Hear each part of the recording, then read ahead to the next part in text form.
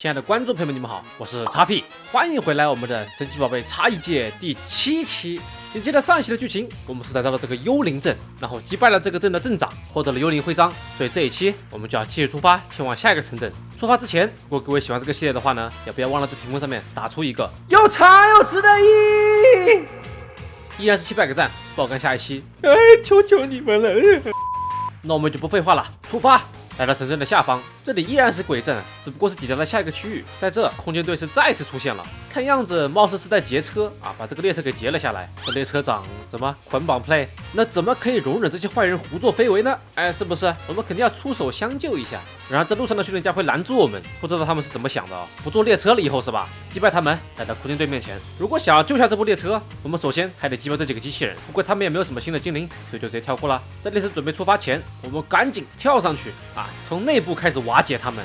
不过这对于我们一个弱女子来说啊，确实有点小困难。好在这个红毛仔是及时赶到，所以我们就多了一个队友啊。虽然这一切都是剧情了，他过程中也不会帮助我们什么。进入车厢内，这列车既然已经被占领了，所以肯定到处都是机器人。哎，他们呢，好像也有那么一些新的精灵哦。那不如我们就一起来看一下吧。在这第一个车厢内，唯一的一只新精灵就是这个大陀螺。我们之前是见过这个小陀螺啊，进化之后呢就是这样了，属性不变，依然是钢系加上毒系。种族值的话呢，也就是很普通的，没有什么很突出的点，所以这边就不看了。来到第2个车厢，这里是餐车，但是不管是哪儿都是少不了机器人的。不过我确实不是很明白，为什么机器人需要吃饭？很奇怪啊。这里我们是可以选择性战斗，如果你想对战的话，就可以打一下；如果不想的话，直接走就可以了。但是一想到他们会不会有一些什么新的精灵，我这个好奇心啊就压不住，所以最后我们还是决定来挑战一下吧。哎呀，果不其然呐，新精灵，兄弟们，看这样子，相信你们已经猜到了吧？啊，没错，这个是猫老大，哈哈，叉形态的猫老大，属性也是变为了超能系。虽然种族值整体不高，但是这个特攻特防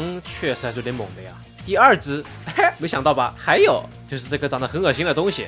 之前我们刷过一个小玩偶，这玩偶进化之后就这个屌样了，哎，非常的恶心。属性也是从原本的超能加暗系变为了超能加幽灵系，种族值就拉快了一匹，所以不看了。即使是准神，就这个形象吧，我也不想练啊，免得晚上做噩梦。总之，在这列车里面兜兜绕绕，最终我们可以遇到人形态的红蓝兄弟啊，开玩笑，就是阿斯特跟这个红毛仔。没错，阿斯特也是赶来了，跟我们的想法一样，从内部瓦解敌人，一起进入这最后的车厢。在这，我们终于可以见到父亲消失案的最大嫌疑人维克托。虽然是第一次见面，但是下马威已经是给足了，这只插根鬼也是被他抓了起来。由此可见，他的实力一定非常强劲。但是我们也不甘示弱啊，直接放出精灵打算与他对抗。那既然是对抗，他也是放出了他的精灵班吉拉斯。不知道各位是否还记得啊，在第1期我们的梦境里，我们父亲就是被一只班吉拉斯袭击了。再一次看到这只班吉拉斯，我们的记忆也是被唤醒了。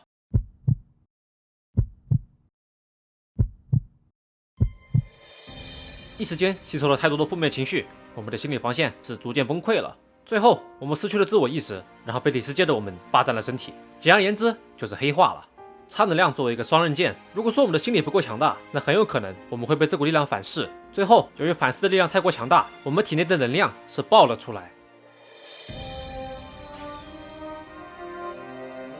不过好在啊，我们是既强大又不强大，什么意思呢？就是我们还保持着一点点的自我，尤其是在释放能量之后，我们也是稍微拿回了一点身体的主导权。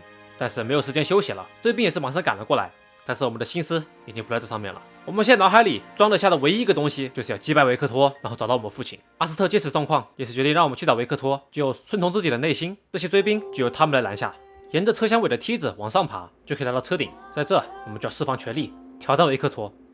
哎，不是，你来干什么？哇，这有你什么事吗？请问？看来想要挑战老大，首先得击败属下呀。但是此时的我们已经愤怒到了极点啊，力量非常的强大，对击败他真的就是轻而易举。一共3只精灵，其中确实有一只新的，就是这个长得像植物一样的东西。它呢是我们之前遇到的小树果的进化体，属性不变，依然是潮气加佛系。有一说一啊，我觉得挺好看的，确实是帅了不少啊。下一个对手就是维克托了，不过用屁股想也知道嘛，现在的我怎么可能是他的对手呢？况且他的班吉拉还能变身。这身一变，完了，彻底打不过了。确实，他一招就把我们秒杀了。准确的说，不是把我们秒杀，整个列车都没了。再次睁眼，我们已经在荒野之中。不过貌似身体无大碍，这个插根鬼也是被炸到了我们旁边。但是不知道怎么想的，我们是把他放了出来。放出来之后，他不但不感激，还逃走了。他妈的垃圾根鬼！但是经历了这么多，我们还是可以意识到一件事情，就是说我们的实力确实还不够。为了变得更强，我们就要出发前往下一个城市。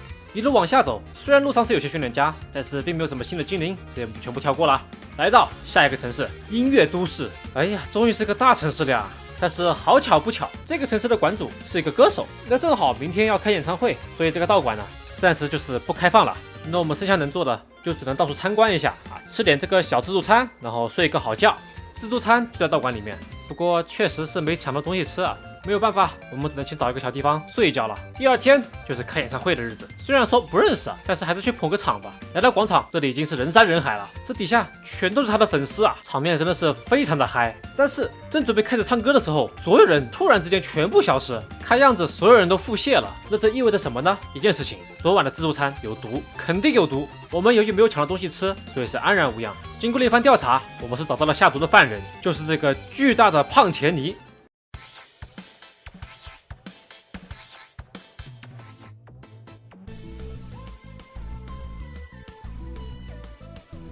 哎，每期一次的 BOSS 战来喽！对手呢就是叉形态的胖田尼，属性也是从妖精系变为了毒系，而且这个精灵4管血，哎呀，肉的一匹，而且依然是不可以收服的，感觉已经很久不可以收服 BOSS 精灵了。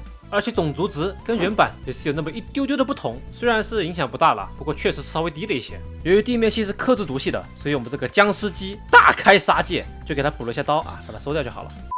击败他，他就变回了正常的大小，然后就发现这一切都是一场误会。这个小东西吧，很喜欢听音乐，然后就很想帮助这个歌手。那正好他们在办自助餐，所以他就送了一些食物过来啊，就是这个有毒的小蛋糕。对于他来说是没有毒的，但是他并不知道人类吃了会拉肚子。根据图鉴的说明啊，图鉴是意大利语，我不会，所以是机翻的。越多人肚子痛，它就会变得越大，然后大到一定程度的时候，它就会暴走。归根结底，他的初心是好的，喜欢音乐的孩子心地是不会坏的呀。所以呢，馆主也是原谅了他，并且收服他作为自己的新一只宝可梦。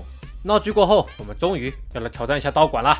跟以往一样啊，挑战馆主之前，我们先得完成几个小挑战。首先，这里是声音系道馆，我们之前说过了啊，克制妖精飞行水，然后被龙殿克制。